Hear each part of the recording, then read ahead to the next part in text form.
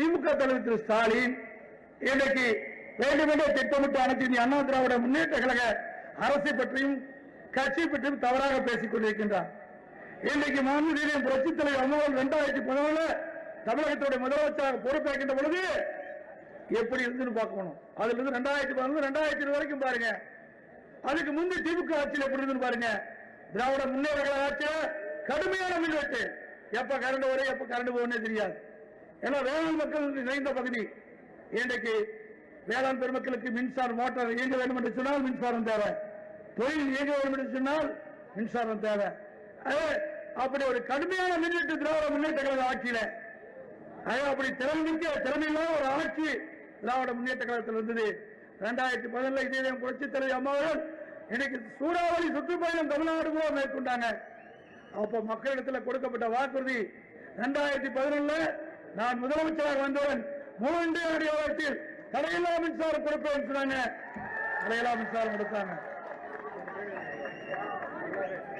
இப்பொழுது மின்மிகை மாநிலம் தமிழ்நாடு உபரி மின்சாரத்தை உற்பத்தி செஞ்சிட்டு இருக்கிறோம். உபரி மின்சாரத்தை உற்பத்தி செய்யக்கூடிய நிலைக்கு தமிழ்நாடு இருக்குது. ஒரு திறமையான ஆட்சி. இன்னைக்கு ஒரு நாட்டுடைய பொருளாதார மேம்பாடு அடைய வேண்டும் என்று சொன்னால் தேவையான மின்சாரம் தேவை. அந்த மின்சாரம் இன்னைக்கு அரசு உற்பத்தி செஞ்சு கொடுத்திருக்குது. இன்னைக்கு ஒரு திறமையான ஆட்சி இருக்கிற காரணத்தில்தான் இன்னைக்கு மின்துறையில தேசிய விருதுகளை பெற்றுக்கிறோம். அடுத்து வேளாண்மை துறை. வேளாண்மை துறையில 2014 ஆண்டு புரட்சித் தலைவர் அம்மாள் சிறு குறு விவசாயிகளுக்கு கடன் தள்ளுபடி சொல்லுங்க நிறைவேற்றணும். தேர்தல் நேரத்தில் கொடுக்கப்பட்ட வாக்குறுதியை நிறைவேற்றின ஒரே அரசு அம்மாவுடைய அரசு, ஒரே கட்சி அனைத்து இந்திய அண்ணா திராவிட முன்னேற்ற கழகம்.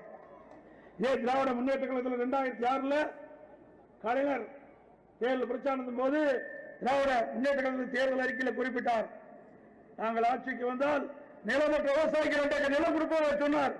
எத்தனை விவசாயிக்கு 2 ஏக்கர் நிலம் காட்டியிருக்கிறார்? இருக்கிற நிலத்தை புரிஞ்சுன்னு சொல்வார் அறிவிச்சவர். கொஞ்சம் ஏமாந்தா நல்ல விலை போகின்ற நிலம் செழிப்பா நம்முடைய விவசாயம் இருக்கிற நிலத்தை திமுக அழுங்காத பட்டா போட்டுருவோம்.